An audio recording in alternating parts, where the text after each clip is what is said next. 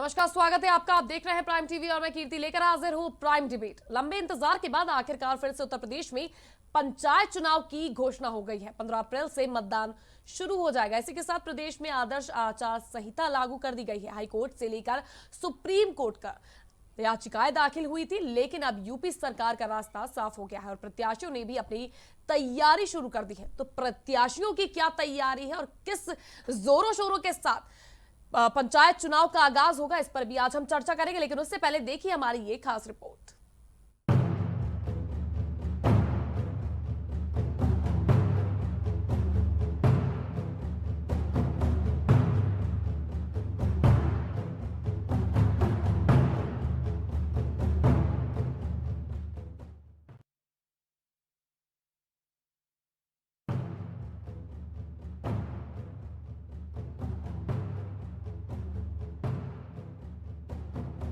उत्तर प्रदेश में गांव की सरकार बनाने का इंतजार समाप्त हो गया है। प्रदेश में 4 चरणों में 15 अप्रैल से मतदान होगा।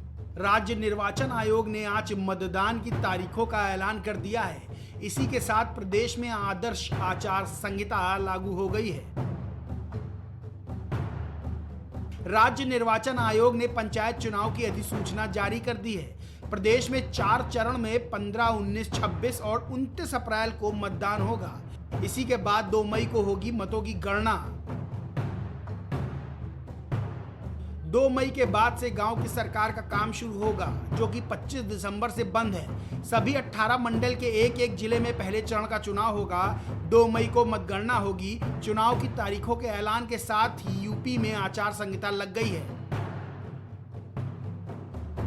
सुप्रीम कोर्ट में आज आरक्षण मामले पर सुनवाई थी, लेकिन सुप्रीम कोर्ट ने सुनवाई से इनकार करते हुए याचिकाकर्ता को हाईकोर्ट जाने को कहा है।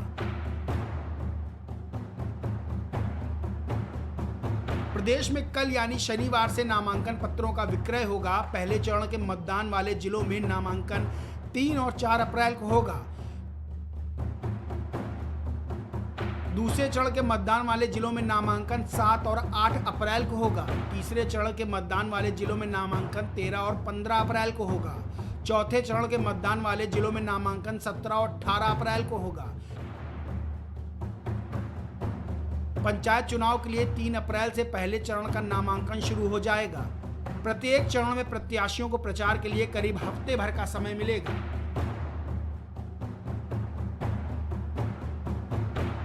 पहले चरण में 15 अप्रैल को मतदान होगा। इस चरण में 18 जिलों में वोट पड़ेंगे। पहले चरण में सहारनपुर, गाजियाबाद, रामपुर, बरेली, हाथरस, आगरा, कानपुर नगर, झांसी, महोबा, प्रयागराज, रायबरेली, हरदोई, अयोध्या, श्रावस्ती, संत कबीर नगर, गोरखपुर, जौनपुर और भदोही में मतदान होगा। दूसरे चरण में 19 अप्रैल को मतदान होगा। दूसरे चरण में 20 जिलों में मतदान होगा। इसमें मुजफ्फरनगर, बागपत, गौतम बुद्ध नगर, बिजनौर, अमरोहा, बदायूं, एटा, मैनपुरी, कन्नौज, इटावा, ललितपुर, चित्रकूट, प्रतापगढ़, लखनऊ, लखीमपुर खीरी, सुल्तानपुर, गोंडा, महाराजगंज, वाराणसी और आजमगढ़ के मतदाता वोट डालेंगे। तीसरे चरण में मतदान 26 अप्रैल को होगा। इस चरण में भी 20 जिलों में वोट पड़ेंगे। इसमें शामली, मेरठ, मुरादाबाद, पीलीभीत, कासगंज, फिरोजाबाद, औरैया, कानपुर देहात, जालौन, हमीरपुर, फतेहपुर, उन्नाव, अमेठी, बाराबंकी, बलरामपुर, चंदौली, सिद्धार्थनगर, देवरिया, मिर्जापुर और बलिया में मतदान होगा। वहीं 29 अप्रैल को चौथे चरण के मतदान में 17 जिलों के मतदाता अपने अधिकार का प्रयोग करेंगे। चौथे चरण में हापुड़, बुलंदशहर, संभल, शाहजहांपुर, मथुरा, अलीगढ़, फर्रुखाबाद, बांदा, कौशाम्बी, सीतापुर, अंबेडकर नगर, बहराइच, बस्ती, कुशीनगर, गाजीपुर, सोनभद्र और मऊ में वोट पड़ेंगे। राज्य निर्वाचन आयोग ने पंचायत चुनाव में इस बार कोरोना वायरस संक्रमण के कारण फिजिकल डिस्टेंसिंग पर जोर दिया है। इसी कारण मतदान स्थलों में इजाफा भी हो गया है। इससे पहले 2015 चुनाव में 1,79,413 मतदाता स्थल थे। 2021 में मतदाता स्थलों की संख्या 2,03,050 हो गई है। 2015 में 11,74,00,000 मतदाता थे, जबकि 2021 में मतदाताओं की संख्या 12,39,00,000 हो गई है। त्रिस्तरीय पंचायत चुनाव के लिए 80,762 मतदान केंद्र और 2,03,050 मतदान केंद्र बनाए गए हैं। प्रदेश के 12 करोड़ 39 लाख मतदाताओं में 53.01% पुरुष और 46.99% महिलाएं हैं। Desk report, prime TV.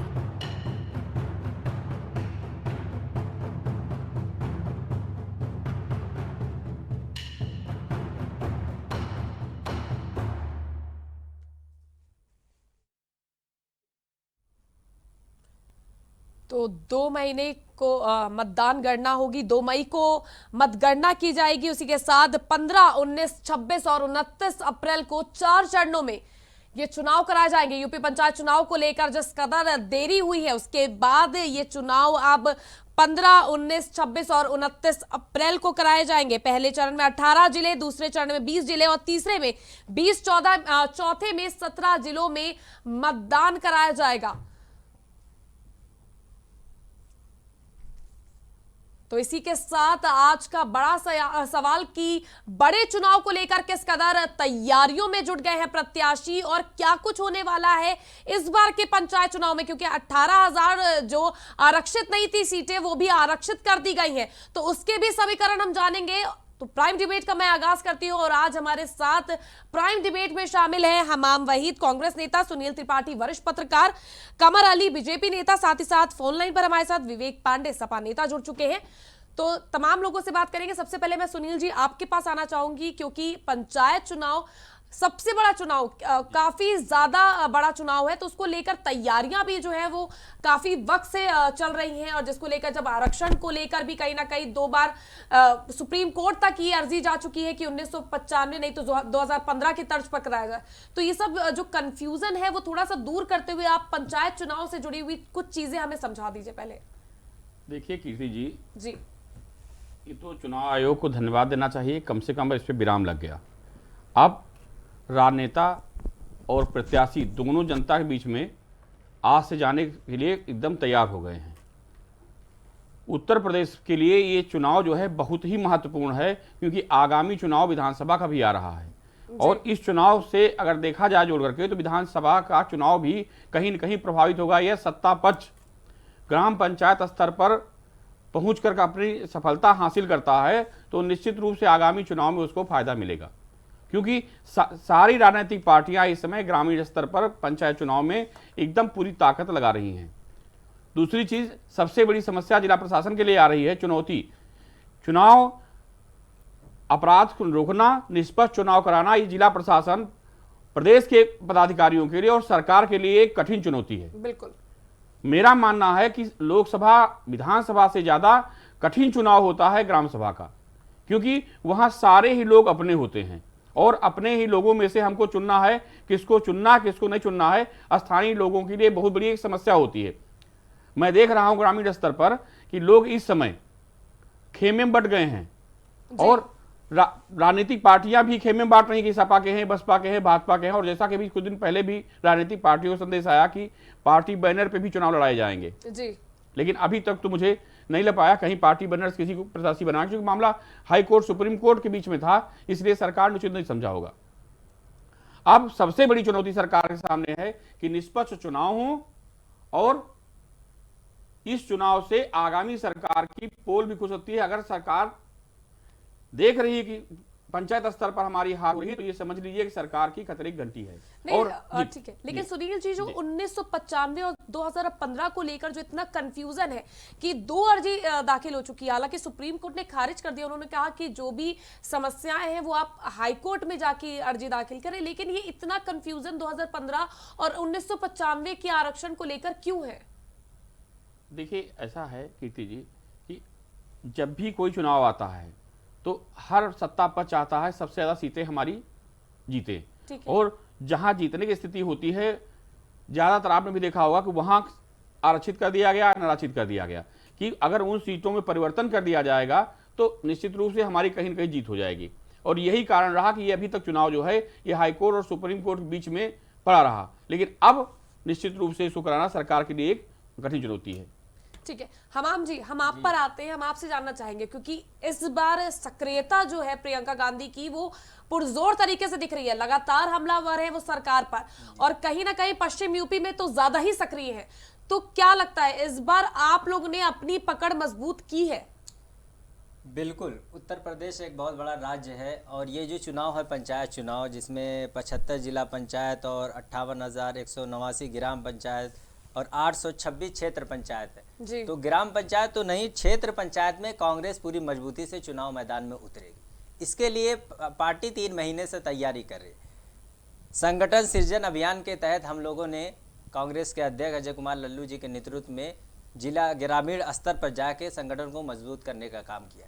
इसके अलावा हम लोग ग्राम सभा में बूथ कमेटी का भी गठन कर लिए और जिन लोगों को, जिन कांग्रेस के नेता, कांग्रेस के वर्कर को चुनाव लड़ना था, उनका बायोडाटा मार्च के पहले ही हफ्ते में मंगा लिया गया था। उसके बाद स्क्रीनिंग होने के बाद बिल्कुल लास्ट टाइम पे चल रहा है। अब चुनाव की घोषणा भी हो चुकी है और उनको प्रत्याशी घोषित कर दिया जाएगा जी। जैसा कि भारतीय जनता पार्टी की गलत नीतियों से पूरे प्रदेश में भय और भ्रम का माहौल है। किसान परेशान है, खासतौर से पूर्वांचल का किसान, जो छोटा किसान है, बल्कि किसान ही नहीं बल्कि मजदूर है, उनको कहेंगे भूमिहीन किसान हैं जिनके पास ज़मीनें नहीं है। तो हम लोग ग्रामीण स्तर पे जाके जब उनसे बात किए हैं तो उनकी नाराज़गी सामने आई है और उसी को भुनाने के लिए कांग्रेस पूरी मेहनत कर रही है। और हमें पूरी आशा और पूरी उम्मीद है कि 2022 के चुनाव के सामने रखते हुए इस चुनाव में मजबूती से लड़ेंगे और उसको हम जो भारतीय जनता पार्टी ने ठगने का काम किया उसका फायदा कांग्रेस को मिलेगा। तो हमाम जी, आप साफ तौर पर ये कह रहे हैं जो 826 सीटें हैं क्षेत्र पंचायत की, उस पर आप कहीं ना कहीं किसानों का मुद्दा भुनाने की कोशिश कर रहे हैं। बिल्कुल। तो ये किसान पंचायतें और ये जो थी पूरी राजनीतिक पटल पर एक तरह से कहीं ना कहीं जो चल रही थी, तो ये अब आपको लगता है आपकी क्षेत्र पंचायत में काम आएगी आपको? पिछले 30 साल से कांग्रेस इस उत्तर प्रदेश राज्य में नहीं, और कांग्रेस के कार्यकाल की बनाई हुई तमाम मिलें, चाहे वो शुगर मिल हो, गन्ना मिल हो, पिछली सरकार ने बेचने का काम किया है जी। लेकिन हमाम जी, उत्तर प्रदेश में तो कांग्रेस नहीं है ना कहीं। जी जी, तो इसीलिए 30 साल से गैर कांग्रेसी सरकारों ने देश प्रदेश को छला ऐसे फिर ठगने का काम किया। 2017 में भारतीय जनता पार्टी को प्रचंड बहुमत मिली। जनता को एक उम्मीद थी, एक आशा थी कि वो उनके उम्मीदों पे और जो वादे किए गए थे, आय दुगना करने का, बेरोजगारों को रोजगार देने का, मजदूरों को काम देने का, सरकार हर वादे पे खरी उतरने में नाकाम रही। इसलिए आदरणीय प्रियंका गांधी के नेतृत्व में पूरे उत्तर प्रदेश में किसान रैली हम लोग कर रहे हैं, संगठन सृजन प्रोग्राम कर रहे हैं, बूथ स्तर पे कमेटियां गठित कर रहे हैं और 2022 का भी साथ साथ जो 2022 में विधानसभा चुनाव उसकी भी तैयारी कर रहे हैं। लेकिन एक तरीके के सेमीफाइनल हम रख के पंचायत चुनाव में पूरी मजबूती से उतरेंगे, क्योंकि ग्रामीण स्तर को मजबूत करने के लिए हम जी उत्तर प्रदेश की जनता को भरोसा क्यों नहीं हो पा रहा? ऊपर से जिस तरह से राहुल गांधी के बयान आते हैं उसके बाद तो कहीं ना कहीं आपको लगता है कि उत्तर प्रदेश की जनता कांग्रेस पर भरोसा कर पाएगी? देखा है सब लोगों ने 2017 के बाद अपोजिशन का जो काम था, समाजवादी या बहुजन समाज पार्टी का, उन्होंने ट्विटर से सहारा लिया और जनता की लड़ाई, चाहे वो नौजवानों की लड़ाई, आपने देखा होगा कोई भी नियुक्ति, कोई भी परीक्षा इन लोगों ने नहीं कराई। बीडीओ की परीक्षा 2018 में जो हुई उसका रिजल्ट आते आते क्या हुआ, कैंसिल हो गई। तो हर मुद्दे पे हमारे अध्यक्ष अजय कुमार लल्लू जी ने जनता के मुद्दे पे पिछले 1.5 साल में 48 मरतबा गिरफ्तारी दे चुके। ये सरकार 48 मरतबा गिरफ्तार कर चुकी है। तो पूरी जनता देख रही है और उसको उम्मीद हो चुकी है और उसको आशा है कि कांग्रेस पार्टी ही एक ऐसी पार्टी है जो भारतीय जनता पार्टी की छल और कपट की राजनीति को बदलकर एक अच्छी राजनीति का प्रयास कर सकती है। सुनील जी, क्या लगता है अजय कुमार लल्लू की जो सक्रियता है उत्तर प्रदेश में वो रंग लाएगी और कांग्रेस को जीत दिलाएगी? जीत नहीं तो कुछ सीटों से बढ़त तो दिलाई सकती है। कीर्ति जी, भाई ये भी कह रहे हैं कि ट्विटर का सहारा ले रहे हैं। अरे आप जरा एक बार देखिए कि आपके राष्ट्रीय अध्यक्ष कितना ट्विटर पर काम कर रहे हैं। जो बयान आपके वहां से आ रहा है, अभी एक चैनल में बैठा था डिबेट में, वहां इसी पे डिबेट हो रही थी कि राहुल गांधी जी तो खाली ट्विटर से ही काम चला रहे हैं।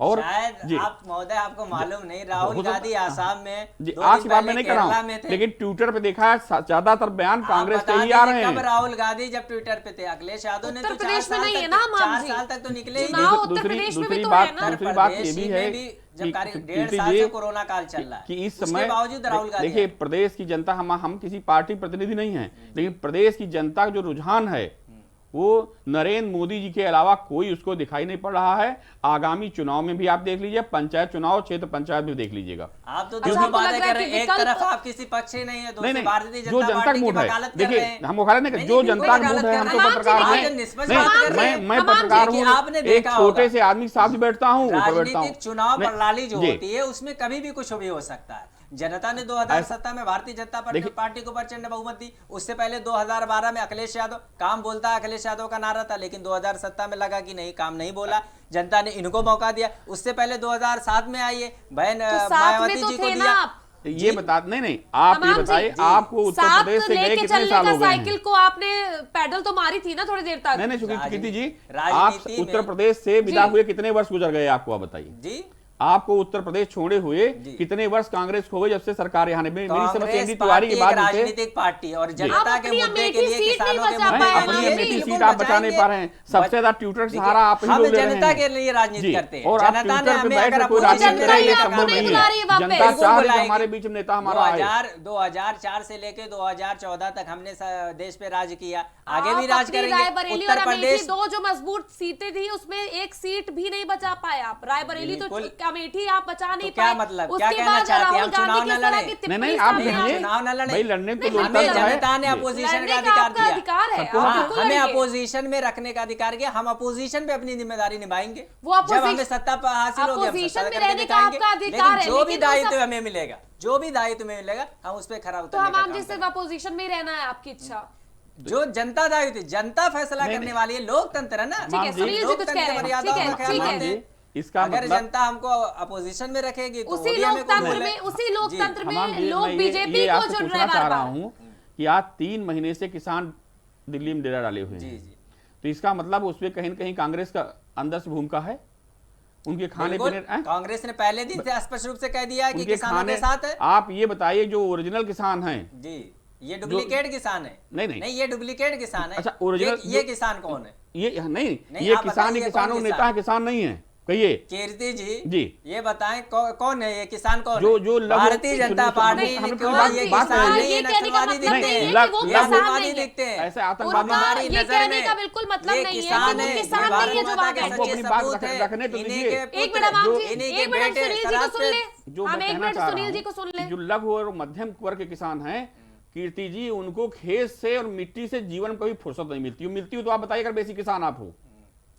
नहीं, शहरों आप में ये जो क्या आज कहना चाहते हो? सफारी वो पहने और मिट्टी वाले कारों से नहीं घूम है। रहे हैं, ये जो किसान दिल्ली नहीं, में- किसानों के चलिए- नेता हैं। और चलिए एक- आप जी। दिल्ली सिंगू बॉर्डर पे चलिए, वहां पे हम आपको किसान दिखाए जिसके पास 40 बीघा खेत चलिए, है। अच्छा, ठीक है। पंजाब के सारे ठीक किसान है। जिसके पास 60 बीघा खेत है। ठीक है। आप उत्तर पश्चिमी प्रदेश भी- बताइए, ठीक है, जरा वहां विवेक पे जी, चलिए, चलिए उत्तर ठीक है प्रदेश, अमाम जी, पूर्वांचल की बात मैं नहीं कर रहा हूं। किसान वहां बैठे बॉर्डर पर, वो किसान है नहीं है, क्या उनका आंदोलन चल रहा है, उस पर चर्चा बाद में करेंगे। आज हम पंचायत चुनाव को लेकर चर्चा करें, तो मैं उसी विषय पर रहना चाहती हूँ।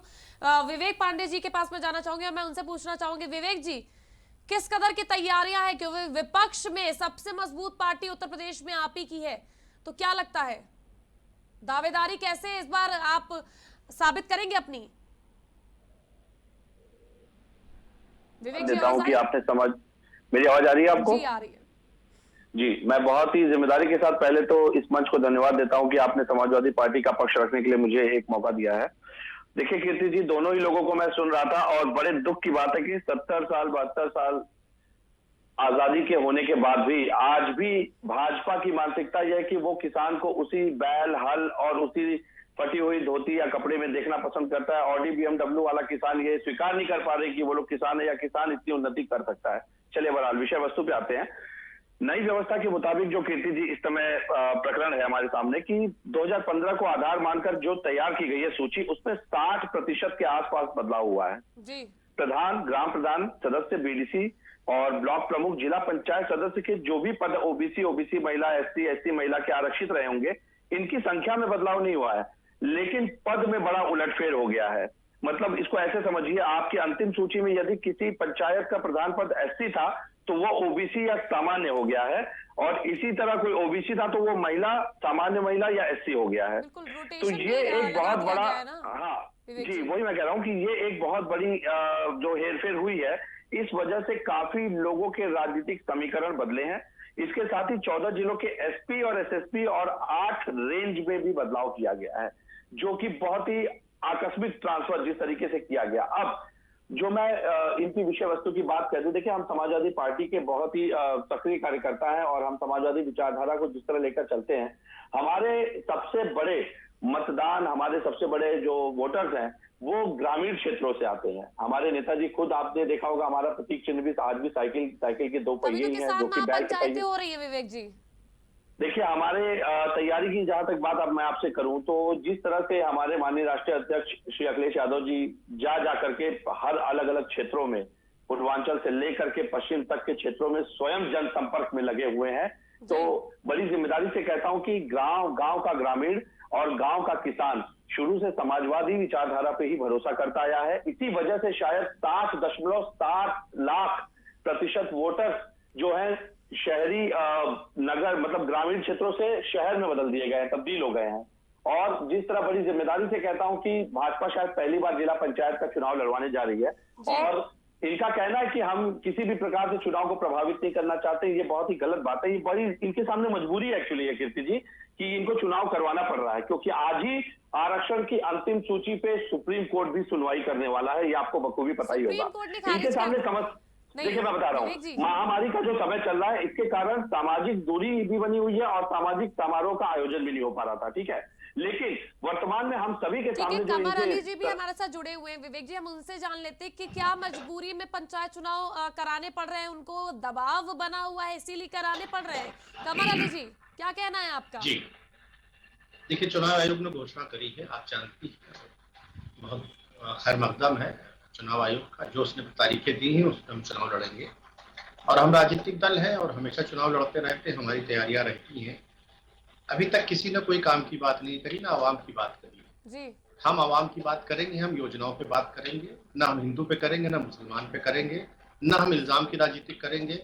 हम ये कहते हैं कि जब से हम सत्ता में आए हैं 2014 में जी 2014 में आए, आपने देखा हमने योजनाओं पे काम किया, चाहे प्रधानमंत्री आवास योजना हो, चाहे जनधन हो, चाहे इज्जत घर हो, चाहे उज्ज्वला हो, बहुत सी ऐसी योजनाएं हैं जिसपे हम काम लगातार कर रहे हैं। उसका आपने रिजल्ट देखा कि जो 27 साल बेहाल कहते थे, समाजवादी के साथ उन्होंने गठबंधन कर लिया, जो कहते थे काम बोलता था, उन्होंने गठबंधन आपस में किया, फिर हमने उनको शिकस्त भी दी। 2017 में हमने यहाँ पे अपनी सरकार बनाई भारतीय जनता पार्टी। फिर उसके बाद आपने देखा योजनाओं का, फिर योजनाओं का फिर हमने जो था योजनाओं कौन बोल रहा है, कौन शख्स, ये डिबेट आप इन्हीं से करा लिए। मुझे लगता है मैं खामोशी से मैंने बात को सुना है। उज्ज्वला योजना का गुणगान कर रहे हैं। नहीं, आप इन्हीं से करा ठीक है माम जी, हम वो भी जान लेंगे। कितने प्रतिशत लोगों को माम जी, हम जान लेंगे। ये मुझे लगता है, पुलिस सुन ले बात, मुझे लगता है कि अभी तक इन्होंने किसी आवाम की बात नहीं करी है। ठीक है, सुना लीजिए। कौन शख्स है मैं नहीं जानता हूँ, क्योंकि यहाँ से दिख नहीं रहा है। जब खामोशी से मैंने बात को आधे घंटे सुना है आपकी, तो आधे घंटे के बाद मेरा नंबर है तो बोलने दीजिए, फिर उसके बाद बात को रखिए। जी कमर जी बोलिए। तमीज के दायरे में रहिए, थोड़ा सा सीखिए कैसे डिबेट होती है। लोग चैनल देखते हैं ना, रिमोट से लोग पलट ठीक है कमर जी, आप बोलिए। आप ठीक है, बोलिए। फिर उसके बाद क्या हुआ कि हम योजनाओं पे काम किया, हमने इनको उखाड़ फेंका, चाहे 27 साल बेहाल हो, चाहे काम बोलता हो। इस आवाम ने उत्तर प्रदेश को उनको उखाड़ के फेंक दिया। फिर उसके बाद आपने देखा 2019 में हम किस तरह से आए। फिर ये कहते थे श्री अखिलेश यादव जी हम मायावती को जेल भेजेंगे, मायावती जी कहते थे मुलायम सिंह को जेल भेजेंगे। फिर दोनों को उत्तर प्रदेश की जनता ने नकार दिया और उसके बाद आप देखती है कहाँ ये खड़े हो गए आज की तारीख में। तो चाहे समाजवादी हो, चाहे बहुजन समाज पार्टी हो, चाहे कांग्रेस, जो भी अन्य पार्टियां थी, वो आज की तारीख में उत्तर प्रदेश की जो आवाम थी, जिनको योजनाओं का लाभ मिल रहा था, उन्होंने इन पार्टियों के किनारे घर बैठाल दिया है। अभी एक बात ये कह रहे थे, कोई शख्स थे, उन्होंने कहा कि भुनाएंगे, अब हम जनता को भुनाएंगे। देखिए, जनता भगवान समान होती है, जनता को भुनाया नहीं जाता है, जनता के लिए काम किए जाते हैं। आपको अगर कोई बात करना है, कोई चीज करना है, तो सब्र सीखिए। जैसे भारतीय जनता पार्टी का कार्यकर्ता कमर अली सब्र सीख रहा है, आपकी बात को उसने सुना, अपनी योजनाओं को जैसे जमीन पर पहुंचा रहे हैं, वालदाओं बहनों के लिए काम करें, उस तरह काम करना सीखिए। नहीं सीख सकते हैं तो जाइए, हमारे पास आ जाइए, मिस कॉल दीजिए, हमें पार्टी में शामिल हो जाइए, हम आपका खैर मकदम करते हैं। कुछ ट्रेनिंग हम लोगों से लीजिए। जब आप कोरोना काल में देखा, आपने कि 18 करोड़ जनता को जो था, हमने निःशुल्क राशन दिया है 4 महीने। जनधन योजना में हमने 500 रुपए अपनी वालदा बहनों को दिया। जिस उज्ज्वला गैस योजना की बात कर रहे हैं, वो हमने फ्री दी, उसके बाद 4 महीना फिर हमने भरवा के फ्री दी है। देखिए, इनके वक्त पे कांग्रेस में ये होता था कि टोकन प्रक्रिया होती थी, राज्यसभा लोकसभा सांसद जो थे उसको लिखते थे, जब जाके किसी को गैस सिलेंडर मिलता था और 2-2 साल के बाद नंबर आता था, ये भी आपने देखा। लेकिन हमारी जब सरकार बनी, वही उज्ज्वला गैस योजना के अंतर्गत गरीब भाइयों को, बहनों को, वालदाओं को हमने फ्री कनेक्शन दिया। किसी सरकार ने आज तक नहीं ठीक दिया। है कमर जी, क्या सोच नहीं लेकिन सकते थे ये सब? कमर जी, आपने जिस तरह से कहा ना कि बसपा गई उसके बाद सपा गई, तो कहां चुनावी मूड उत्तर प्रदेश का किस और मुड़ जाए और लोगों की क्या राय बन जाएगी, तो आप भी नहीं समझ सकते। देखिए, समझना नहीं, हमने समझा है, इस बात को समझने की लेकिन बहुत जरूरत किसान है। आंदोलन की हमने जो समझा। चोट पड़ी है भारतीय जनता पार्टी पर, उसको भी अब- आपको समझने की जरूरत है। देखिए, उसको भी मैं आपको बात बताता हूँ। जो किसान आंदोलन की आप बात करती हैं, किसान आंदोलन में 13 बार की बैठक हुई। उस बैठक में हमने उनसे प्रस्ताव मांगा, लेकिन आज तक प्रस्ताव नहीं मिला। जी। आपने देखा, उन्होंने कहा कि हम ट्रैक्टर रैली निकालेंगे। हमने ट्रैक्टर रैली उनको निकालने की इजाजत दी, लेकिन लाल किले पे क्या हुआ, पूरा देश शर्मिंदा हुआ। आपने देखा, आज तक ये सुझाव बना के लेके कांग्रेस इल्जाम लगाने की राजनीति करती है। 2013 में 6 महीने यही किसान भाई अन्नदाता रोड के ऊपर बैठे रहे, कोई इनसे बात नहीं करने का। 2 लोगों को कमेटी बना के सिर्फ भेजी गई, उसका भी कोई रिजल्ट नहीं निकला। मैं आपको बता दूं, आज की तारीख में पेट्रोल डीजल की बात करते हैं, सबसे ज्यादा कांग्रेस शासित देश में राजस्थान में जो है पेट्रोल सबसे ज्यादा महंगा बिकता है, डीजल बिकता है। आज तक इनके सीएम ने क्या सुझाव जीएसटी कमेटी को दिया? नहीं दिया। 40% जो हैगा महाराष्ट्र टैक्स वसूलती है। आप बताइए, सबसे ज्यादा हिंदुस्तान में टैक्स वसूलती है जहां पे कांग्रेस गठबंधन है। क्या इनके सीएम ने कभी चाहा, गठबंधन ने कहा जीएसटी को लिखे? नहीं लिखा। देखिए, हम आपको बताएं, ये आवाम के बारे में बात नहीं करेंगे, ये बीच में रोकने की बात करेंगे। देखिए, अगर यही टोका टाकी बंद करके आप आवाम की खिदमत करें, आप जाके बैठ जाएं, आपको सिर्फ टीवी चैनलों पर बोलने का शौक है, ट्विटर खेलने का शौक है, फेसबुक खोलने का शौक। अरे आप देखिए, हम जमीन पर आज भी काम कर रहे हैं। माफ कीजिएगा, लेकिन जिस आवाम की बात आप कर रहे हैं, किसान भी उसी आवाम में आते हैं, और ये पंचायत चुनाव है, जमीनी स्तर का चुनाव है, गांव के लोगों से जुड़ा हुआ चुनाव है। देखिए, किसान आज की तारीख में खेत में काम कर रहा है, जिसका अन्न आप हम खा रहे हैं।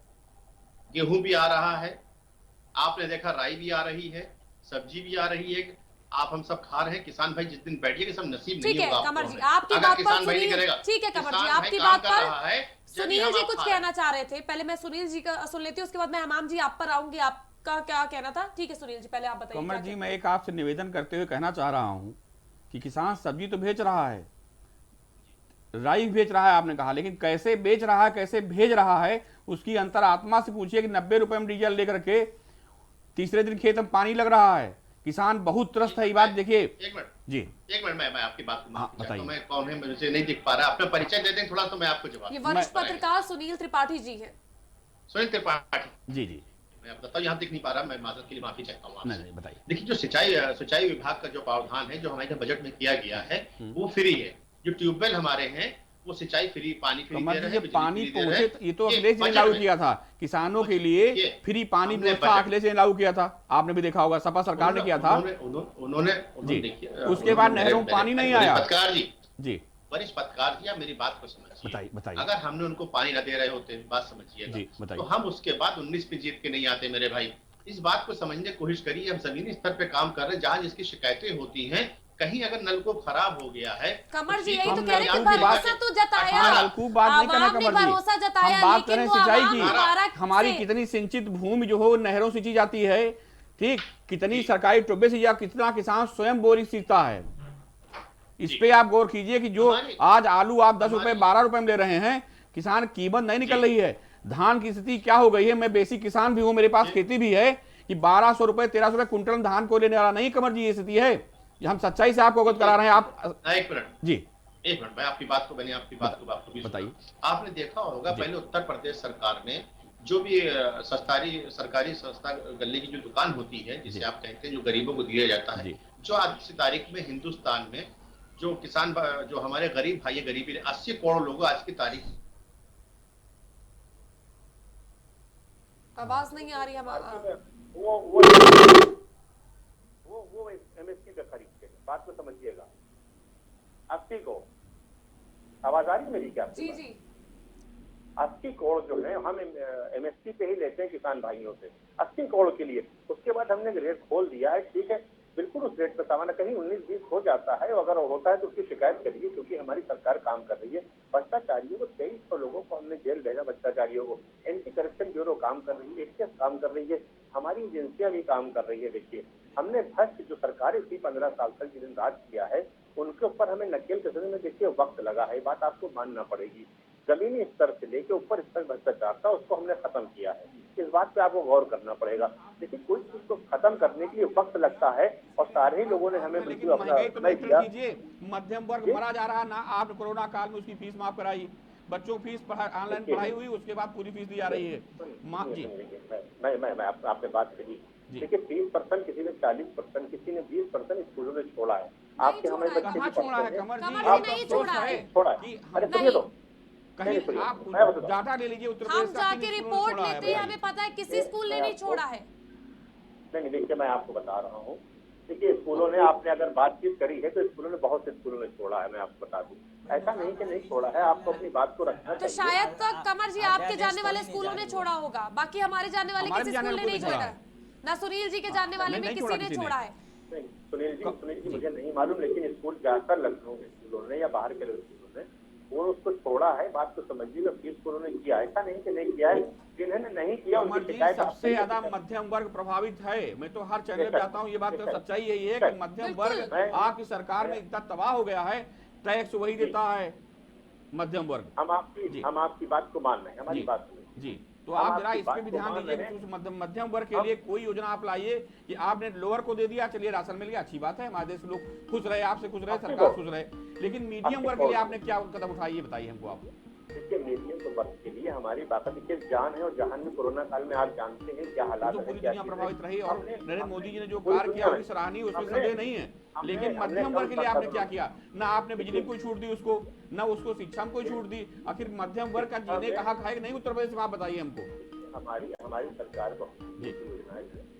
इसमें मुद्रा योजना के अंतर्गत नौजवानों ने, आपने देखा मुद्रा जो उन्होंने अपना रोजगार भी किया। भाई कमर जी, जरा बैंक में एक दिन आप चले जाइए और अपना परिचय न बताइए, फिर देखिए कैसे लोन मिल रहा है। अफसोस ये है ना कि मुख्यमंत्री जी दिन रात एक ही उत्तर प्रदेश के लिए, लेकिन कुछ ऐसे भ्रष्ट अफसर बैठे हैं जिनके कान में जू नहीं देख रहा है। इतनी चमड़ी उनकी मजबूत हो गई कि जितनी सरकार योजना लागू करती है 4% चली जाती है। ये आपने बात कही है, चमड़ी मोटी होगी, उन्हीं चमड़ी मोटी वाले को 2300 लोगों को जेल भेजा है। जिस तरह से योगी कार्य कर रहे हैं वो सराहनीय है, लेकिन वो इतनी चमड़ी मोटी वाले लोग बैठे हैं कि उनके ऊपर असर नहीं पड़ रहा है। उसी को हमारी सरकार ने छोटी करी है। जो एक अधिकारी बनता था, 12 13 तरह की सुविधाएं वो लेता था, वो सुविधाओं में जो था उसने जो था गोलमाल किया था।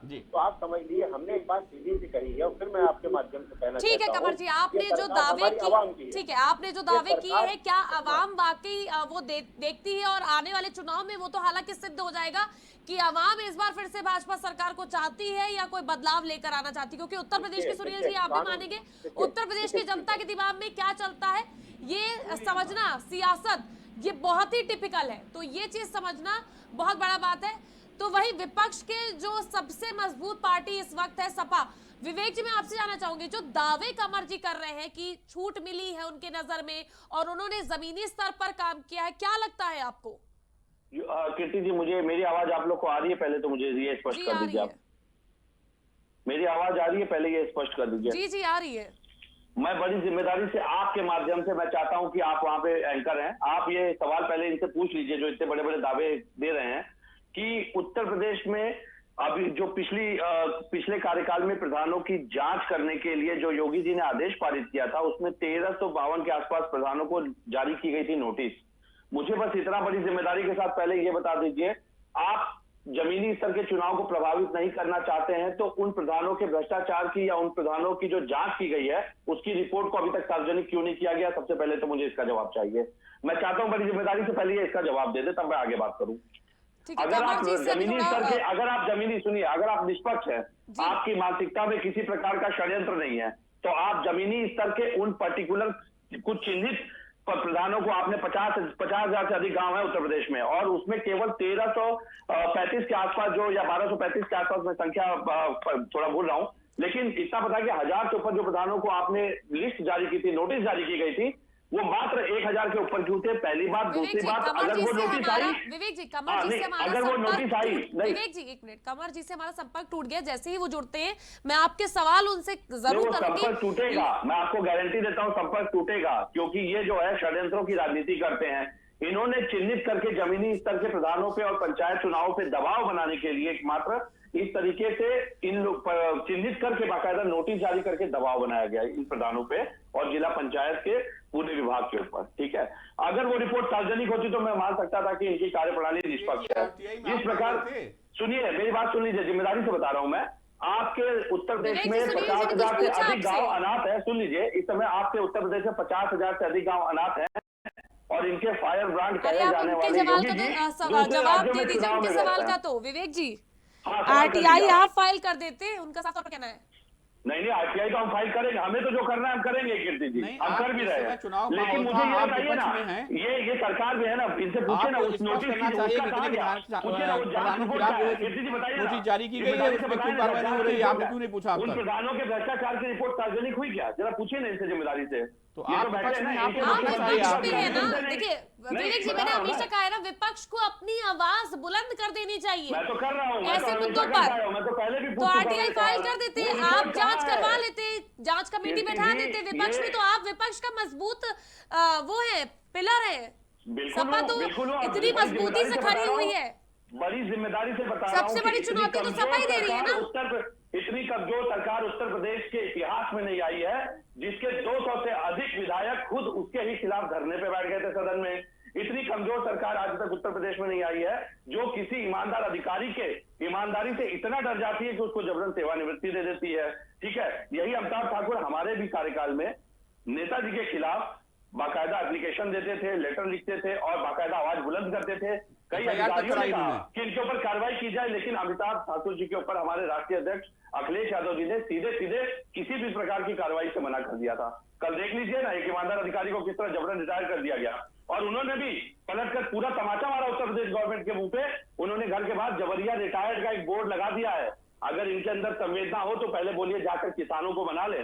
ठीक है, इनको ऑडी और बीएमडब्ल्यू वाले किसान नहीं दिखाई देते, क्योंकि इनकी नजर में किसान आज भी फटेहाल भूखा नंगा हो तो ही वो किसान दिखाई देगा। ठीक है, इनके ये जनप्रतिनिधि बनते हैं, ये जनसेवक बनते हैं, जननायक बनते हैं। सुन लीजिए, इनके 60% से अधिक सांसद विधायक करोड़पति हैं। ठीक है, ये भ्रष्टाचार की सीमा पार कर चुके हैं। सत्ता उसका राज नहीं तो हमने तो कभी किसानों की प्रगति से कहा, हमें तो कभी समस्या नहीं हुई। ये तो खुलेआम बोलते हैं, अभी भी बोल रहे थे कि वो गाड़ियों में घूमने वाले लैंड रोवर ट्रैक्टर। अरे किसान क्या, किसान अपनी कमाई से आगे नहीं बढ़ेगा? किसान, आप किसानी के बारे में जानते क्या है? आपको सिर्फ 1 बीघा 2 बीघा वाला किसान समझ में आता है, जो हजारों एकड़ की खेती कर रहा है। क्या वो ठीक है, आप समझ रहे हैं किसानों का। आप लोग किसान महापंचायतें भी कर रहे हैं, आरएलडी के साथ भी अब तो जुड़ गए। अब तो ज्वाइंट रैलियां हो रही है, अब तो ज्वाइंट रैलियां हो रही है। विवेक जी, इस ज्वाइंट रैली का कितना आपको प्रभाव मिलने वाला है, वो तो आगामी चुनाव में पता चल जाएगा। मुख्यमंत्री सुन लीजिए, इनके मुख्यमंत्री इस समय उत्तर प्रदेश के संरक्षक हैं।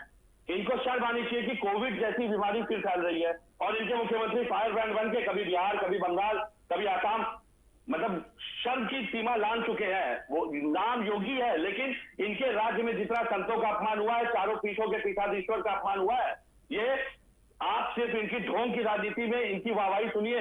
ये अपने 4 लोगों को बिठा कर अपनी वाहवाही करा लेते हैं और इनके अंदर सबसे बड़ी दिक्कत क्या है, इनको वाहवाही और प्रशंसा और छवि सुधार के कार्यक्रम में लगे रहना है। ये अपनी गलतियों से नहीं सीख रहे कीर्ति जी। कैराना में क्या हाल हुआ था आपकी सरकार में, आपको याद है? क्या कह रहे हैं आप? कैराना में क्या हाल हुआ था, याद है आपको? मुजफ्फरनगर में क्या हाल हुआ था, याद है? बखूबी याद है, बखूबी याद है कि किस प्रकार से अभी हाथरस में क्या हुआ, आपके विधायकों द्वारा क्या किया गया, मुझे सब याद है। एनसीआरबी के आंकड़े क्या कह रहे हैं, मुझे सब याद है। और हमने बड़ी जिम्मेदारी से बता रहा हूं, हमने कभी भी पुलिस की भूमिका पे सवाल ना उठाया, ना ही उनके किसी भी प्रकार की विवेचना में दखल दिया। जो जिम्मेदार रहा उसके ऊपर कार्रवाई हुई। ये बोलते हैं मुख्तार अंसारी, ये बोलते हैं अपराधी, क्या इनके राज्य में सबके ऊपर एफआईआर हुई है क्या? इनकी सरकार में सबके ऊपर कमर जी भी हमारे साथ कार्रवाई की जा रही है। कमर जी हमारे साथ विवेक जी, बस एक सेकंड में आपसे कहना चाहूंगा कि आपकी सरकार में मुख्तार अंसारी, अखिलेश जी के कान में हाउस हम बात करते थे। मैंने अपनी कान से देखा, अपनी आंख से देखा है, कान से सुना और आंख से देखा है। ये बात नहीं कि बड़े बड़े अपराधियों को संरक्षण आप नहीं देते हैं। ओपी सिंह जी के बारे में बोल दीजिए जरा, क्या आप अभी बिकरू कांड में, आप ओपी सिंह जी के बारे में बता दीजिए, भ्रष्टाचार की मैंने कहा ना, उसके बाद भी उनको दिया गया ना प्रमोशन। ऐसा ना, अपराधी हर गवर्नमेंट में, हर सरकार में आंकड़ा 19-20 का हो सकता है, क्योंकि आज राजनीति जो अपराधीकरण हो गया है, बिना अपराध करना संभव ही नहीं हो गया है। आप सुनने की क्षमता रखिए तो 2 मिनट मेरी बात का जवाब दे दीजिए। बिकरू कांड में एक बड़े ब्यूरोक्रेट का नाम बार बार आया सामने, क्या उससे कोई कार्रवाई हुई? आज भी सत्ता का करीबी है। अच्छा, विवेक जी आप बताइए। भ्रष्टाचार सुन लीजिए अब आप, ट्रांसफर पोस्टिंग में नाम आया, पूर्व डीजीपी, आज भी वो सत्ता के करीबी हैं। ठीक इस प्रकार से उसके बाद आपका सेंगर प्रकरण में 2 IPS 1 IAS का नाम आया, सीबीआई ने संस्तुति की कार्रवाई कीजिए, कार्रवाई हुई। आप मुझे ये मत बताइए कि मैंने ये कभी नहीं कहा कि घटनाएं नहीं हुई, लेकिन घटनाओं के होने के बाद समय पे उसके ऊपर जो सख्त क्रियान्वयन है वो होना आवश्यक था, और वो हमारी सरकार में हमेशा होता है। और आप थानों में FIR न लिखी जाए तो वो दौर भी गया, सबको याद है। थानों में FIR न लिखी गई हो वो दौर भी सबको याद है। ठीक है, खैर मैं उस मुद्दे पर नहीं जाना चाहूंगी। मैं तो जिम्मेदारी ले रहा हूँ ना हर चीज की, मैं तो कभी पीछे नहीं हटता। ठीक है, मैं उस दौर पर नहीं जाना चाहूंगी। विवेक जी एक चीज आपको और याद दिलाना चाहूंगा कि आपकी सरकार में सरोजनी नगर थाने में एक वरिष्ठ पत्रकार को मार दिया गया, सरेआम हत्या हुई उसकी, उसको हार्ट अटैक दिखा करके इस वक्त तक ट्रांसफर नहीं किया गया। ऐसा नहीं कि मैं आपको जान नहीं पा रहा हूँ कि आप किसकी तरफ से बोल रहे हैं, आप हम निष्पक्ष बोल रहे हैं, हम पक्ष नहीं बोल रहे हैं, हम तो निष्पक्ष बोल रहे हैं। जी जी, उन्होंने कंवर जी से भी सवाल पूछे और उन्होंने आपसे भी पूछे, वो हमारे वरिष्ठ पत्रकार के तौर पर बैठे हैं। मेरे लिए सपा भी है, बसपा भी, भाजपा सपा सब है, मैं किसी पार्टी पदाधिकारी नहीं हूँ। जी महोदय मेरी बात तो सुन लीजिए, आप उसको अन्यथा ना ले। मैं एक्चुअली फोन लाइन पे जुड़ा हूं, मैं मुझे समझ में नहीं आ रहा था कि भाजपा के प्रवक्ता बात कर रहे हैं कि पत्रकार महोदय बात कर रहे हैं। देखिए मेरा सिर्फ ये कहना है, चलिए हो सकता है आप आरोप लगा रहे हैं, आप क्या गरीब, आप क्या फटे हुए कपड़े, आप क्या पैदल चलने वाला टूटी चप्पल वाले को ही किसान मानेंगे? अच्छा किसान अभी भी सड़कों वहां पे इसका जवाब हम आपको देंगे। इनका कोई नेता खुद मिलने नहीं गया। कमर अली जी, विवेक जी हमारे साथ जुड़ चुके हैं। विवेक जी बस एक सेकंड आपसे ये पूछेंगे कि BMW वाले किसानों की सूची है आपके पास, उत्तर प्रदेश में BMW वाले हैं, अब इतने किसान को बेचारे मर रहे हैं। भ्रष्टाचार की रिपोर्ट कहाँ है, इतना पूछ लीजिए बस, किसी जी आप पूछ लीजिए। मैं आज इस विषय को राजनीतिकरण नहीं करते हुए मैं पूछना चाहता हूँ, जमीनी स्तर के चुनावों में क्या न्यायपालिका की तरह निष्पक्ष रूप से चुनाव होंगे या प्रभावित रूप से चुनाव किए जा रहे हैं? आप पूछ लीजिए प्रधानों के भ्रष्टाचार की रिपोर्ट। निष्पक्ष रूप से चुनाव होंगे कि नहीं होंगे इस बार? देखिए, भारतीय जनता पार्टी सिर्फ प्रत्याशी होती है, कार्यकर्ता हमारे के प्रत्याशी होते हैं। सरकार सबकी होती है और सरकार अपना काम करती है, अधिकारी सरकारी होते हैं, वो अपना काम करते हैं। अगर ये कोई इस तरह का इल्जाम लगाता है तो इसका मतलब है कि वो इस तरह की गड़बड़ी कर चुके हैं, क्योंकि हम तो 15 साल सत्ता में रहे नहीं हैं। वो एक्सपीरियंस उनको ज्यादा होगा, इस तरह के बयान वो दे रहे होंगे। हमारे वक्त पे कोई इस तरह की चीज नहीं हो पाएगी जो उनके वक्त पे बेईमानी छल कपट हुआ करता था, हमारी सरकार में नहीं होगा। हमारी सुरक्षा एजेंसियां जिस तरह से 23 अधिकारियों कर्मचारियों जेल भेजा है, कोई गड़बड़ी करेगा उसी तरह भेजा जाएगा। देखिए, किसान भाइयों की बात करते हैं, महोबा में आपको याद होगा बुंदेलखंड में जिस अन्नदाता की बात होती है, वहां पे खेती किसानी करते तो घास की रोटी खाते थे, हर एक चैनल ने दिखाया है। बुंदेलखंड में पानी किस तरह की परेशानी होती थी, हम देखिए हर घर जल की योजना लेके आए, पानी की क्या परेशानी हो रही है। हमने लगभग जो किसान भाइयों की जो पानी की समस्या है वो लगभग खत्म कर चुके हैं, आप मान के आप चलिए। तो थोड़ा बहुत रह चुका है, उस पर भी काम हमारी सरकार कर रही है। हमें काम करने दीजिए, हमें जनता के जो वादे हैं उसको करना चाहिए। चीनी मिलें सब बेच के गए थे, 17 अखिलेश यादव बेच के गए थे, 28 वो बेच के गई थी, मायावती जी बेच के गई थी, तो इस तरह से मायावती जी बेच के गई थी। तो इस तरह से इन लोगों ने जो किया है, चीनी मिलें बेच के गई, हम तो वापस लाए। हमने क्या बेचा, हमने तो बनाया है। हम तो 3 साल का जो इनका गन्ना भुगतान था वो हमने दिया है। पहली कैबिनेट 1 लाख रुपए किसान भाइयों कर्जा माफ किया है। हम तो काम कर ही रहे हैं, हम तो आवाम की बात कर ही रहे हैं, किसान भाई की, अन्नदाता की बात कर ही रहे हैं, हमने काम किया है। सरकारें अपने काम को नहीं बता पाएंगे, सिर्फ भारतीय जनता पार्टी 4 साल योजनाओं का नाम नहीं लेंगे, उन योजनाओं का नाम ले। मुझे लगता है दूसरी राज्यों की सरकारों में इनको सबसे चिल्लाने दीजिए।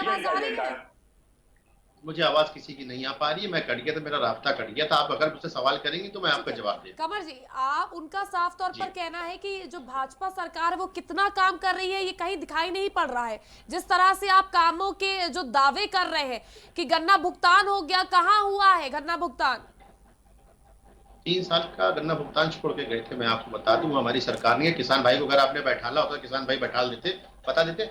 और जो मदरसा शिक्षक होते हैं, जिन्हें उस्ताद हम कहते हैं, उनका वेतन जो अल्पसंख्यक और मुसलमानों का लेते हैं, उनका 3 साल का छोड़ गए।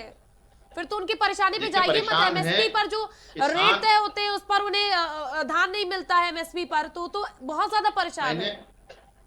मैंने आपसे एक बात कही कि 18 करोड़ जनता के लिए जो अनाज खरीदते हैं अवाम के लिए, वो एमएसपी पे ही खरीदा जाता है। ये आपको बता देना बहुत जरूरी है। और उसके बाद मैंने आपसे कहा कुछ 19-20 कहीं होता है, उसके लिए अधिकारी बैठे हैं, आप शिकायत करिए।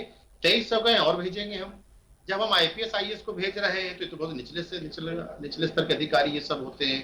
देखिए DM लखीमपुर ने भी एक मिसाल पेश करी है, वो भी आपने उसको देखा। तो बहुत से काम हो रहे हैं, हम कर रहे हैं। रही सापा की, कांग्रेस की, भाजपा की बात, ये अपनी बेरोजगारी की बात करते हैं। इनके रिश्तेदारों को योजनाओं का लाभ मिल रहा, अगर ये देख लेंगे तो इनके क्या रिश्तेदार बता दें कि जनधन का हमें फायदा मिला है, इनके रिश्तेदार बता देंगे कि हमें जो है उज्ज्वला का फायदा मिला है। कौन ऐसी पार्टी है देखिए जिसको योजनाओं का लाभ ना मिला हो? मेरे रिश्तेदारों को भी मिला। ठीक है, हम आम जी से जान लेते हैं। आम जी, योजनाओं का लाभ मिला है? बिल्कुल नहीं, योजनाओं का लाभ मिला है। अभी जो बात चल रही थी उज्ज्वला योजना का, जिसका गुणगान कर रहे हैं महोदय, 85%, वास्तविकता यह है कि 85% महिला मजबूर हो गई चूल्हा फूकने के लिए। और 320 का जो गैस सिलेंडर मिलता था वो कितने मिल रहा है आज? 800 रुपये में मिल रहा है, 850 में मिल रहा है। GST की बात कर रहे थे, पेट्रोल को क्यों नहीं लाया गया? सबसे पहले राजस्थान सरकार ने अपने वैट में 2% कम करने की बात करी है। और अभी कह रहे थे कि कांग्रेस आज कहाँ खड़ी है।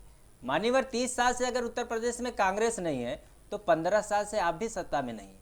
2004 में भारतीय जनता पार्टी का क्या नारा था? Shining India. क्या हुआ?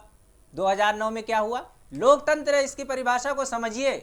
इसमें जनता सबको मौका देती है, इसलिए हम लोग सेवा, संघर्ष और बलिदान की राजनीति करते हैं। हमें जब भी सत्ता मिलेगी हम सत्ता के एतबार से काम करेंगे, विपक्ष मिलेगा तो हम विपक्ष की बात करेंगे। मान्यवर अभी कह रहे थे कि हम वालिदा और बहन के लिए काम करते हैं। हमने देखा आपकी बहन का काम। हाथरस में बहन के साथ क्या हुआ? जब प्रियंका गांधी जी, एक बहन अपनी बहन की उसके लिए, और श्री राहुल गांधी जी हिमायत के लिए वहां पे जा रहे थे तो इन लोगों ने धक्का मारा। पत्रकार को आपने घुसने नहीं दिया 1 हफ्ते तक। उन्नाव की बहन के साथ आपने क्या किया? स्वामी चिन्मयानंद को बचाने का काम भारतीय जनता पार्टी ने किया और बहन जो पीड़िता थी उसको जेल में डालने का काम किया। आइए, उन्नाव के मान्यवर विधायक, उनके लिए इनके कार्यकर्ता, भारतीय जनता पार्टी के लोग रैली निकालते हैं। आजमगढ़ में CNRC में आंदोलन चल रहा था 12 बजे। प्रदेश में कहाँ है कांग्रेस? कांग्रेस नहीं, मुद्दे की बात करते हैं कीर्ति जी। बहन बेटी की बात कर रहे थे कि हम बहन बेटियों के नाम राजनीति कर रहे हैं, बहन बेटियों के लिए काम कर रहे हैं। आजमगढ़ में 12 बजे रात में इनकी पुलिस ने जालिमाना कार्रवाई की बहन बेटियों के खिलाफ। कहाँ थे जो स्मृति ईरानी, जो छोटी छोटी बातों पे सिलेंडर लेके दिल्ली की सड़कों पे घुमा करती थी? मौन है, एक भी शब्द नहीं बोल सकते। आए दिन इनके भारतीय जनता पार्टी के बड़े बड़े नेताओं के बयान आते हैं। कमर जी कोई जवाब देना चाह रहे हैं? मैम जी ठीक है जी, कमर जी बोलिए। पर्दे में रखने का काम क्यों करती है भाजपा सरकार? कितनी बहन बेटियों के लिए काम किए हैं? अपराध में कमी आई है, आप जानते। अपराध में उत्तर प्रदेश नंबर 1 है। NCRB का आंकड़ा कहता है उत्तर प्रदेश नंबर 1 है। मैंने फिर वही बात देखी। नहीं, आप कमी की बात कर रहे हैं, हम तो कह रहे हैं ना हमारे पास आंकड़े मौजूद है। आपके अंदर यही आप लोग ट्विटर खेलते हैं। ट्विटर नहीं सर, आपके सवालों का जवाब। आपने कहा अपराध कम है, हमने कहा अपराध बढ़े। NCRB के आंकड़े कहते हैं अपराध बढ़े हैं। सुनिए, वो आप सुनिए आराम से, मैं बता तो रहा हूँ। क्यों जल्दबाजी करते हैं? आवाम आपको कितना पीछे छोड़ दिया। आवाम ये चीज नहीं, आप अहंकार में न रहिए, आप अहंकार में न रहिए। 30 साल से हम सत्ता में नहीं थे, 15 साल से आप नहीं थे। आप कभी ऐसा था 14 स्टेटों में आप शून्य पे थे, खाता नहीं खोल पा रहे थे। इसलिए जनता ने आपको मौका दिया, जनता के लिए काम कीजिए, अहंकार में मत रहिए। बड़े बड़े अहंकार। जी कमर जी, मैं एक सवाल पूछना चाहता हूँ भाजपा के प्रवक्ता महोदय। ये तो वो बात करते हैं जैसे कोई सर पैर नहीं होता, इनका ट्विटर होता है, जब घर में बोर हो जाते पिकनिक पे चले जाते हैं, कोई योजनाओं को अपने नाम नहीं बता पाएंगे। विवेक जी भी बातें करेंगे। एक योजना का नाम बता दे, चाहे समाजवादी बता दे, चाहे कांग्रेस बता दे, जो आवाम से जुड़ी योजना हो, जिसने मनरेगा जिसको आप लोग पानी पी के जिसकी आलोचना करते थे, वही संजीवनी साबित हुई। लॉकडाउन के अनियोजित लॉकडाउन जो प्रधानमंत्री ने किया, आपकी गलत निर्णय के चलते मात्र 4 घंटे की नोटिस पे पूरे देश को आपने बंद कर दिया और 1 महीने में, मात्र 1 महीने में 12 करोड़ लोग बेरोजगार हो गए। उस समय मनरेगा संजीवनी साबित हुई। जल योजनाओं की बात करेंगे। क्या इको करती है यार, आप बदतमीजी कर रहे हैं फोन के। इनकी भाषा शैली, मुझे लगता है कि डिबेट में इस तरह के शब्दों का प्रयोग नहीं करना चाहिए। मैं आपत्ति दर्ज करता हूँ इनकी भाषा शैली पे। आप किसी को बदतमीज नहीं बोल सकते यहाँ पे पूरे देश के सामने। यही इनकी संस्कृति है, यही सिखाए जाएंगे। इनको बोलने की आजादी है। सत्ता का घमंड, इनके अहंकार सर पे, वो अहंकार बोल रहा है तो जुबान फिसल जाएगी, कोई बात नहीं, हमें कोई खेद नहीं है। नहीं, भाषा की मर्यादा बनाए रखिए। आपकी योगी जी सदन तक की मर्यादा लांघ चुके हैं। इसका मतलब ये नहीं कि आपकी हर जगह इस तरह से भाषा सुनी जाएगी। 45 मिनट की डिबेट में 3 जगह ये बदतमीज बोल चुके हैं। सुनील जी आप बताइए, 18,000 जो ग्राम पंचायतें जो कभी रिजर्व नहीं थी 1994 से अभी तक, उन्हें दोबारा से रिजर्व कर दिया गया है, तो कहीं ना कहीं ये डर था कि उन 18,000 सीटों को अगर हम रिजर्व कर देंगे तो हम थोड़ी अपनी मजबूती और पक्की कर लेंगे। इस वजह से भाजपा सरकार ने इन 18,000 सीटों पर रिजर्वेशन जारी किया है। देखिए कीर्ति जी, सत्ता में जो सरकार होती है वो चाहे जो भी हो, हमेशा वो चाहती कि हम ही कायम रहें। जी। सत्ता कैसे हासिल करें, चाहे आरक्षण के माध्यम से, चाहे जिस माध्यम से। तो भाजपा ने भी देखा इस बार की कहीं कहीं हमको दिक्कत हो रही है, इसलिए उसने इतने भारी मात्रा में आरक्षित कर दिया। जो सीटें एक प्रकार से मानिए इनके पक्ष में नहीं आ रही थी, उन्हीं सीटों पर ज्यादा ऐसा हुआ है मेरे विचार से। जी जी, लेकिन आपको क्या लगता है जो ये सीटें हैं ये लाभ दे पाएंगी क्या भाजपा सरकार को? देखिए ऐसा है कीर्ति जी, अभी हम कहें, विवेक जी कहें कि प्रवक्ता तौर पे ग्रामीण अंचलों में भाजपा का चाहे उज्ज्वला योजना चर्चा आप कर रहे हैं, आप बताइए कि आप ही कांग्रेस इतने दिन तक रही, एक करेक्शन लेने के लिए सांसद और विधायक, हाँ वही कह रहा हूँ कि यही जो जनता देख रही है। कहते हैं कि हम किसी पक्ष से नहीं, हम वही तो कमियां निकाल रहे हैं। आप उज्ज्वला योजना के बारे में कम से गांव में उज्ज्वला योजना पहुंची, लोग इस बात से भी खुश थे। मैं वो बात को समझाइए ना, लोग कम से कम कानों में आवाज टकराती है आके बार-बार। हेलो, एक साथ जब इतने लोग बोलते हैं तो ठीक है कमर जी। जी मैं एक सवाल पूछना चाहता हूँ, अगर मेरे सवाल का जवाब दे पाए। जी, मुझे ये जानना है कि जो इन्होंने 3 कानून किसानों पे थोपे हैं फिलहाल, उसमें एक दूसरा कानून है कृषि सशक्तिकरण संरक्षण कीमत आश्वासन कृषि सेवा करार विधेयक 2020। इनको पता ही होगा इस कानून के बारे में। मुझे बड़ी जिम्मेदारी से ये बता दीजिए, पूरे भारतीय संविधान में आईपीसी सीआरपीसी में जो प्रावधान दिए गए हैं कि किसी भी विवाद में आप न्यायालय जा सकते हैं, बोलिए हाँ। अब आप मुझे बताइए, इस एक कानून में ऐसी क्या खूबी है जिसमें आपने किसानों को उनके सिविल राइट में धारा 19 से वंचित कर दिया, जो कि संवैधानिक अधिकार है उनका। आप न्यायालय का मार्ग नहीं जा, आप न्यायालय का दरवाजा नहीं खटखटा सकते किसी भी विवाद की स्थिति में। कमर जी आपको आवाज आ रही है विवेक जी की? आवाज कानों में लग रही है आवाज, थोड़ा सा आप हमें से जवाब कर लीजिए, हम आपको जवाब किसानों को इनका साफ तौर पर आपसे पूछना है कि जो 3 काले कानून लगातार विपक्ष बता रही है, उसमें एक कानून में सिविल राइट्स तक छीन लिए गए हैं किसानों से। धारा 19 संवैधानिक धारा 19 जो संवैधानिक धारा 19 जो है उसमें सिविल राइट्स जो है किसानों के, में क्यों नहीं जा सकता? किसी भी विवाद का निस्तारण न्यायालय में क्यों नहीं होगा? इसका जवाब दीजिए। जी कमर जी।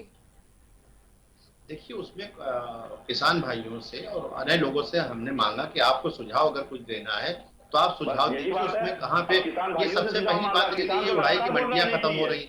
नहीं, मेरे आवाज टकरा रही है। किसान तो लगातार ये बोल रहे हैं कि उन्हें ये कानून चाहिए नहीं। आप तो जिसके लिए तोहफा लेके आए थे वो तोहफा कबूल करने के लिए राजी नहीं है ना। देखिए, जवाब नहीं होगा क्योंकि इनको पता देश हित में बनता है, वैज्ञानिक बनाते हैं, सरकारें बनाती हैं, लोकसभा होता है, राज्यसभा होता है, टकरा रही आवाज। ठीक है विवेक जी, ठीक है कमर जी। देखिए, कोई कानून अगर बनता है तो लोकसभा बनता है, राज्यसभा में बनता है, उसका एक तरीका होता है, उसका एक तरीका होता है कानून बनने का। अगर आप समय की कमी है, सुप्रीम कोर्ट ने कमेटी बनाई, आप पर भी सुप्रीम कोर्ट पंचायत चुनाव को लेकर मेरी बात सुन लिए, मेरी बात सुनिए, पूरी बात हो जाने दीजिए। अगर आप पूरी बात कमेटी बनाई, उस कमेटी में किसान भाइयों ने बात नहीं मानी, जो नेता थे उनके, मैं किसान भाई बात जो नेता थे। देखिए, आपने सुप्रीम कमेटी की जो कमेटी बनाई थी उसकी आपने बात नहीं मानी। आपने 13 बार हमारे साथ आपने एक सुझाव दिया आपने सुप्रीम कोर्ट ने जो कमेटी के, देखिए इन सब चीजों को बात समझना होगा और जानना होगा कि किसी पास कोई मुद्दा नहीं है, सिर्फ बरगलाने वाला मुद्दा है। 6 महीने बैठे कांग्रेस भाई जो हमारे कह रहे हैं, चिल्ला रहे हैं, किसान के मुद्दे पर आज डिबेट नहीं कर रहे, तो मैं उस उस ओर नहीं मोड़ना चाहूंगी, प्लीज मैं माफी चाहूंगी आपसे, लेकिन हम जिस भी दिन ये डिबेट करेंगे आप ये सवाल जरूर उठाइएगा। मेरा सवाल था आज जो पंचायत चुनाव की आरक्षण सूची जारी हो गई, आप इससे कितने संतुष्ट हैं? आखिरी ये क्वेश्चन है, और क्या तैयारियां हैं? ये मुझसे सवाल है कि जी, किसी आप और ही से से है। पूछेंगे? देखिए, बहुत जिम्मेदारी के साथ मैं कहता हूं, पहले तो मैं उन सारे प्रधानों से ये बात खुल करके आपके चैनल के माध्यम से कहना चाहता हूं कि इनके दिखावे ढोंगी जो ये नोटिसें आई हैं उन पे आप बिल्कुल, आपको दबने डरने की आवश्यकता नहीं है। आप जब जम करके जिस तरीके से स्वच्छंद होकर के चुनाव लड़ते आए हैं, अगर आप परिधि में आते हैं तो आप स्वच्छंद होकर के चुनाव लड़िए। हमारा जन जागरण कार्यक्रम पूरे गांव जाकर के हमारे कार्यकर्ता जिस तरीके से लगे हैं आपकी आवाज बुलंद करने में, समाजवादी पार्टी, हमारे राष्ट्रीय अध्यक्ष जी अखिलेश यादव जी पूरी तरह से किसानों के साथ खड़े हैं, और इस चुनाव में किसी भी प्रकार की गड़बड़ी अगर धांधली कहीं होती है तो हम विधिक रूप से भी इनकी आवाजों को पूरी तरह से बुलंद करेंगे। ठीक है कमर जी, इस पंचायत चुनाव को लेकर किस कदर तैयार है बीजेपी सरकार, और किसी भी तरह के कोरोना प्रोटोकॉल्स को फॉलो किया जाए इसका खासकर ध्यान रखना बहुत जरूरी है, क्योंकि जिस तरह से कोरोना तो इनका एजेंडा ही नहीं है, कोरोना केवल पैसा धन उगाई का एजेंडा इनके लिए। क्योंकि आपको जिम्मेदारी से बता देखिए विवेक जी, नेता तो दूसरे अपना राज्य ठीक है विवेक जी, कोरोना लेकिन जरूरी है ना, ये लोग आप लोग को सबको समझना जरूरी है कि कोरोना है। किसान महापंचायतों में इतनी भीड़ें इकट्ठा हो रही है ना, उससे समझना जरूरी है हर इंसान को। कमर जी, क्या तैयारियां हैं? कल अमित शाह जी की रैली देख लीजिए, गृह मंत्री है। मैं सबके लिए बोल रही हूँ विवेक जी, कोरोना सिर्फ एक इंसान के लिए या दो इंसान के लिए नहीं, सबके लिए है। ठीक है कमर जी से मैं जवाब ले लूं, मेरे पास समय कमी है, मैं कमर जी से जवाब ले लूं। जी कमर जी, 45 साल के ऊपर जो भी लोग हैं वो लगवा सकते हैं जाके। और आपको मैं बता दूं कि जान है तो जहान है, क्योंकि उस पर आपको हमें थोड़ा सा परहेज करना होगा। जागरूकता अभियान चलाए जा रहे हैं, उसका भी आपको देखिए साथ देना होगा, और आवाम को जागरूक आपको भी आपके चैनल के माध्यम से भी आपको भी करना पड़ेगा। मैं भी कर रहा हूँ, जो लोग पहले में बैठे उनको भी जागरूकता अभियान का साथ देना पड़ेगा। देखिए वो भी हिंदुस्तान के नागरिक हैं। आपने देखा कोरोना काल में जो हालात हुए, हमने विकसित देशों को पछाड़ा है, हम जबकि विकासशील देश के पास आप जानती हैं कोई सुविधाएं नहीं होती, किस तरह से जर्जर व्यवस्था हमें मिली है, उसमें कम संसाधनों में हमने किस तरीके से अच्छा काम किया है। हम आपको भी, रिपोर्टर को भी सलाम करते हैं, पुलिसमैन को भी, हम डॉक्टर्स को, इंजीनियर को, हम सब सलाम करते हैं। सबने अपना अपना योगदान कहीं ना कहीं दिया है हिंदुस्तान में महामारी में। देखिए हम ये बात करते हैं कि लोग आवाम को फायदा किस तरह से पहुंचना चाहिए, आवाम को योजनाओं लाभ कैसे पहुंचना चाहिए, हमारी सरकार उसी पे फोकस करती है। इल्जाम की लेकिन कमर अली जी, जिस महामारी की बात कर रहे हैं आप लोग और हमेशा महामारी का दावा करते रहते हैं, उस महामारी को आप कहीं ना कहीं जब रैलियां होती है तो भूल क्यों जाते हैं? रैलियों में तो इस महामारी को याद रखिए ना। हमेशा पुलिस प्रशासन का जो काम होता है उनका आपको भी करती है, कहीं ना कहीं कोई सिस्टम लड़खड़ा जाता है, पुलिस प्रशासन का काम भीड़ इकट्ठा करना है। नहीं, भीड़ इकट्ठा करना नहीं, कहीं लोग आते तो उनको उस भीड़ को हटाना है ना। कोरोना टाइम पे जो कोविड के प्रावधान है उसका पालन किया जाए, पुलिस की जिम्मेदारी होती है, और आपकी हमारी रैलियों में कहीं दिखता नहीं है कमर जी, लेकिन दुर्भाग्यपूर्ण बात यही है कि रैलियों में दिखता नहीं है। नहीं, उसका पालन कराया जा रहा है। आज भी आप देख रहे हैं प्रधानमंत्री जी बोल रहे हैं, आज भी ढाका में हमारी प्रधानमंत्री जी बोल रहे हैं, जहां भी जाते हैं कोविड का पालन कराया जाता है, और हमेशा आवाम से कहा जाता आपने है एक बात कि बहुत अच्छी बोली कि चुनाव आयोग को इसमें हस्तक्षेप करना चाहिए, लेकिन ये समझ में नहीं आता कि जिसकी सत्ता उसका चुनाव आयोग क्यों बन जाता है। ये चीजें भी आपने देखी होंगी, जिस तरह से चाहे वो आरक्षण की बात हो, चाहे आरक्षण 1995 हो जाता है, उसके बाद 2015 हो जाता है, तो ये समझ में नहीं आता कि चुनाव आयोग अपना पक्ष और अपने जो अधिकार है उनका इस्तेमाल क्यों नहीं करता है। क्यों सुनील जी, आपका क्या कहना है इस पर? आपने कीर्ति जी बहुत अच्छा सवाल किया है। अगर निष्पक्ष आयोग चुनाव कराता है तो चाहे सत्ता दल हो चाहे विपक्ष हो, सब पे नकेल कसनी चाहिए। और मैं तो हाथ जोड़ निवेदन करूंगा निर्वाचन आयोग से कि इस समय कोरोना काल में सारी राजनीतिक पार्टियों पर एक आदेश जारी करे कि इससे ज्यादा आपकी रैली लोग नहीं रहेंगे, क्योंकि जिस हिसाब से देश हमारा कोरोना से जूझने की स्थिति में आ रहा है, और आपको याद होगा कि 24 मार्च को लॉकडाउन लगा था, उसके बाद कोरोना पेशेंट, उसके पहले नमस्ते ट्रंप पे इसी तरह रैलियां बुलाई गई थी, भीड़ बुलाई गई थी। देखिए ये तो सारी राजनीतिक पार्टी के लिए, आपके लिए भी, हमारे लिए भी सोशल डिस्टेंसिंग, मास्क, क्योंकि कोरोना को जात धर्म मजहब नहीं देखता है। सर आप तो पत्रकार है, मैं तो कह रहा हूँ गृह मंत्रालय निर्देश जारी कर दे, लेकिन गृह मंत्री तो आसाम में व्यस्त है। 2 दिन पहले मेरठ में हुई पंचायत, क्योंकि वो ऐसी बीमारी है, वो करेगा राजनीतिक कौन? पार्टी सरकार ही में करेगा छोटा ना। न बड़ा किसी देखती जब नहीं है। तक चुनाव है, तब तक ऐसी कोरोना भीड़ के है। लिए चुनाव आप आयोग बता भी दो, सबसे उससे बेहतर सरकार है इस तलाश समझ रही से, है। उसकी बात सब मानेंगे। कि आप गृह मंत्रालय से निवेदन करिए, आप बड़े पत्रकार हैं, आपकी सुन जी। लेंगे शायद, कि जी। निर्देश जारी करें चुनाव छोड़ के आसाम में और बंगाल में। लेकिन दिक्कत यह है कि आज तक इस पार्टी ने जहां जहां राजनीतिक लाभ लेना है पूरी तरह से देखिए, रैलियों में विवेक जी हर पार्टी के लोग अब बिना मास्क के आ रहे हैं, आप भी टीवी देख रहे हैं, मैं भी देख रहा हूँ, जो मीडिया जो खबरें आ रही हैं, गृह मंत्रालय जी। निर्देश जारी कर दे। सारी राजनीतिक पार्टियां, वो कोई भाजपा ही नहीं, जिसकी भी रैली हो रही है, रैलियों में देखिए न कोई टेस्टिंग होती है, और कोरोना के मोहरे पे एकदम देश खड़ा हुआ है, और राजनेता इस पे चेत नहीं रहे हैं सारे। देखिए, संवैधानिक पदों पे बैठे जिम्मेदार ही अगर गैर जिम्मेदाराना हरकतें कर रहे हैं, दिक्कत यही है तो ना कि निर्देश कौन जारी करेगा? सत्ता सबसे ऊपर हो जाती है ना। निर्वाचन आयोग, चुनाव आयोग, ये कुछ नहीं रह जाते, सत्ता सबसे ऊपर हो जाती है। जो सत्ता में है उसकी सारी बातें। बिहार चुनाव, मध्य प्रदेश चुनाव, उसके बाद चलिए, हैदराबाद की ठीक है। रैली जब कोविड चल रहा था, और वर्तमान में जो हो रहा है वो भी देख लीजिए। गृह मंत्री देंगे आदेश, गृह मंत्रालय तो खुद व्यस्त है, बिल्कुल, गृह मंत्री का प्रोटोकॉल देखना मेंटेन सबके करने लिए में। जरूरी है। कमर जी प्लीज देख लीजिएगा, देखना अरे वो जरूरी कुछ नहीं है। देखेंगे कीर्ति जी, वो कुछ नहीं देखेंगे, एक संवेदनहीन पार्टी है। रैलियों में कोरोना भाग नहीं जाता, वो उसी समय पे वहां पे भी सीमित रहता है। ठीक है, ये धर्म के नाम पे समाज को तोड़ने वाले लोग हैं कीर्ति जी। ये नहीं है इनके अंदर संवेदना, इनको केवल सत्ता से मोह है। इसीलिए 15 साल तक इनको देश की जनता ने सत्ता के बाहर फेंक रखा था उठा के। ठीक है। हमाम जी, पंचायत चुनाव को लेकर क्या कांग्रेस तैयारियां कर रही है? किस तरह से आप लोग किन एजेंडों पे? मेन मेरा एजेंडा है, ठीक है, आप किसानों के हक की बात कर रहे हैं, उनको लेकर आप जमीन पर उतर रहे हैं, लेकिन एजेंडा क्या है यूपी पंचायत चुनाव में? कांग्रेस का नजरिया साफ है, जन मुद्दों को लेकर कांग्रेस पंचायत चुनाव में पूरी मजबूती से उतरेगी। दूसरी तरफ भारतीय जनता पार्टी जो अपने धन बल का प्रयोग करके, इसका कहीं ना कहीं डर है हम लोग को, धन बल का प्रयोग करके पंचायत चुनाव में अधिकारियों के हस्तक्षेप से चुनाव में गड़बड़ी करने का प्रयास करेगी, क्योंकि ये भारतीय जनता पार्टी की राजनीति रही है। और अभी भाजपा महोदय कह रहे थे कि कांग्रेस देश को हमें जर्जर स्थिति में दिया, तो हम तो यही कहना चाहेंगे कि कांग्रेस ने 70 साल में जो बनाया उसे ये लोग बेचने का काम कर रहे हैं। इस साल के बजट में 25 से 26 लाख करोड़ रुपए का जो प्रावधान है वो सरकारी कंपनियां बेचकर अर्जित करने का है। तो पहले जी कमी है तो थोड़ा सा जल्दी जी तो हम तो यही कहना चाहते थे, कांग्रेस जो 70 साल में बनाया उसे बेचने का काम कर रही है।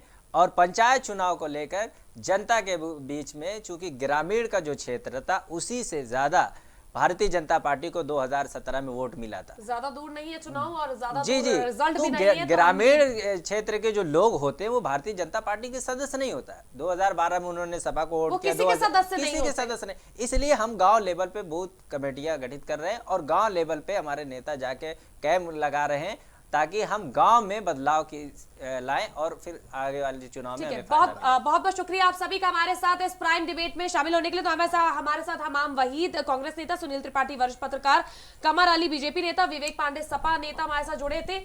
तो लंबे इंतजार के बाद आखिरकार फिर से उत्तर प्रदेश में पंचायत चुनाव होने जा रहे हैं। 15 से 29 अप्रैल तक ये चुनाव होंगे। हालांकि 2 मई को मतगणना होगी, जिसमें ये सामने आ जाएगा, क्योंकि एक तरह से सेमीफाइनल माना जा रहा है पंचायत चुनाव को लेकर। तमाम पार्टियां अपनी पूरी एक तरह से अपनी पूरी ताकत झोंके हुए हैं और कहीं ना कहीं किसान आंदोलन से जो जुड़ा हुआ मुद्दा है उसे भुनाने की कोशिश भी की जा रही है। तो देखना अहम होगा कि इस बार किस पार्टी की सरकार सत्ता में आती है। 9 महीने बाद विधानसभा चुनाव है, तो देखना अहम होगा कि ग्राम प्रधान किसे ज्यादा चुना जाता है और कौन सी पार्टी बहुमत के साथ विधानसभा में अपना परचम लहराती है।